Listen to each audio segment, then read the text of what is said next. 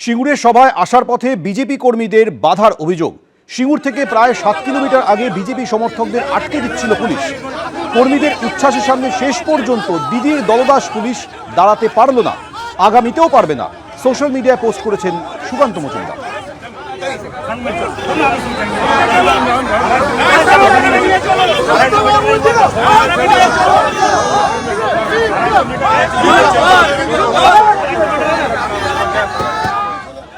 প্রধানমন্ত্রী আজ বলেন, আইন শৃঙ্খলার উন্নতি হলেই পশ্চিমবঙ্গে শিল্প আসবে, দুষ্কৃতী পুলিশ এ রাজ্যে সবাই এক। প্রধানমন্ত্রী এই বক্তব্যের প্রেক্ষিতে পাল্টা তৃণমূলের কি প্রতিক্রিয়া শুনুন। আসলে মমতা বন্দ্যোপাধ্যায় রাজ্যের উন্নয়নের মধ্যে দিয়ে হুগলি জেলা এবং এই সিঙ্গুরের প্রতিনিয়ত তাদের সঙ্গে একটি সম্পর্ক শুধু নয়, একটি উন্নয়নের কাজ এবং ওতপ্রোতভাবে জড়িত রয়েছে। কিন্তু আজকে সকাল থেকে যেন একটা চিত্রনাট্য তৈরি হচ্ছিল, প্রধানমন্ত্রী এসে যেন সিঙ্গুরকে উদ্ধার করে দেবেন। এখন দেখুন, তিনি তার বক্তব্যটা অস্পষ্ট ছিল না অসম্পূর্ণ ছিল, কিন্তু অন্তত আমরা এটা বলতে পারি তিনি কিন্তু যে প্রত্যাশা বিজেপির নেতৃত্বরা বলছিলেন এখানে, সেরকম কোনো প্রত্যাশা তিনি কিংবা আশার আলো কিছুই দেখাতে পারেন।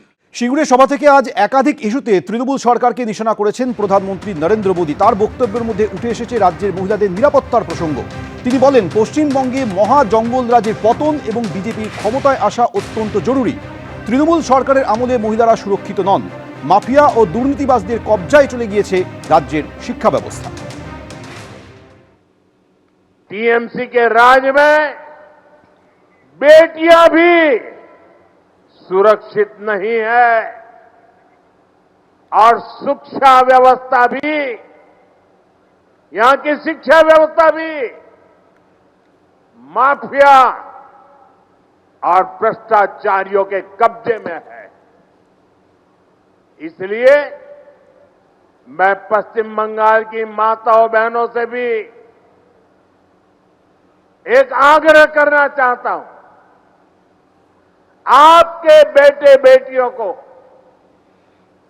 तब तक अच्छी शिक्षा और अच्छी नौकरी नहीं मिलेगी जब तक यहां टीएमसी के पास सत्ता की ताकत रहेगी।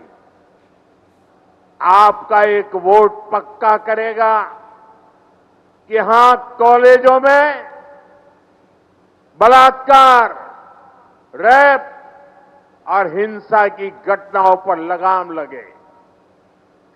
भाजपा को आपका एक वोट पक्का करेगा कि बंगाल में फिर से संदेश खाली जैसी घटना न हो।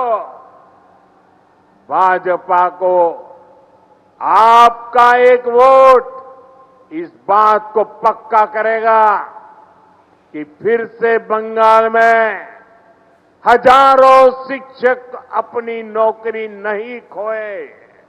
আইন শৃঙ্খলা বলতে চাইছেন, কি বলতে চাইছেন? তো পরিষ্কারভাবে আমরা বলি, আইন শৃঙ্খলার ক্ষেত্রে পশ্চিমবাংলায় কোনো অরাজকতা নেই। যত অরাজকতা তৈরি করে ভারতীয় জনতা পার্টি তৈরি করে, এবং ভারতীয় জনতা পার্টি বিভিন্ন বিজেপি শাসিত রাজ্যে আইন শৃঙ্খলা পরিস্থিতি দেখবেন। নাহলে বাংলা থেকে যে বাইরে যাচ্ছে মার খাবে কেন? কই বাংলাতে তো নানান ভাষায় মানুষ এখানে পরিযায়ী শ্রমিক কাজ করে, কই আমাদের মধ্যে তো এইরকম তাদেরকে মারার এই প্রবণতা আসে না। তো বাংলার জনতা তো তাদেরকে দিয়ে মারছে না। তাহলে আইন শৃঙ্খলা আপনাদের খারাপ, আপনার মহিলাদের উপর নির্যাতন করে, সে বিচার আর পায় না।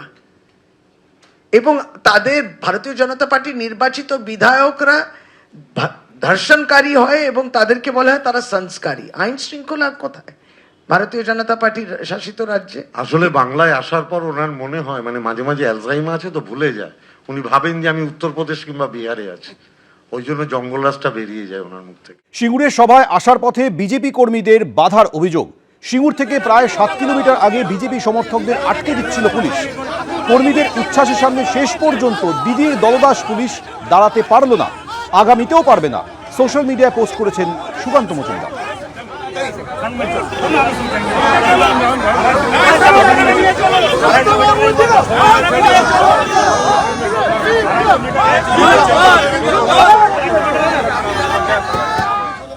প্রধানমন্ত্রীর শিল্প বার্তা নিয়ে প্রাক্তন কংগ্রেস সাংসদ অধীর চৌধুরী কি বলেছেন শোনাবো। প্রধানমন্ত্রী এখানে শিল্প করতে তো আসেনি, দিদিও এখানে শিল্প করতে আসেনি। দিদি এখান থেকে শিল্প উঠিয়ে দিয়ে প্রায় 9,000 মতন শিল্প দিদি এখান থেকে তাড়িয়ে দিয়েছে। তো মোদিজি আবার এসে কোথেকে শিল্প নিয়ে আসবে আমার তো জানা নাই, যে এরকম কবে মোদিজি বলবে শিল্পের কথা, সেটা তো মোদিজি জানে, আমরা কী করে জানবো। এখানটায় যারাই আসে তারা শিল্প করতে আসে না, শিক্ষা দিতে আসে না, উন্নয়নের জন্য আসে না, তারা আসে ধর্মকে সামনে রেখে সাম্প্রদায়িক বিভাজনের রাজনীতি করে। এবিপি আনন্দ এগিয়ে থাকে, এগিয়ে রাখে।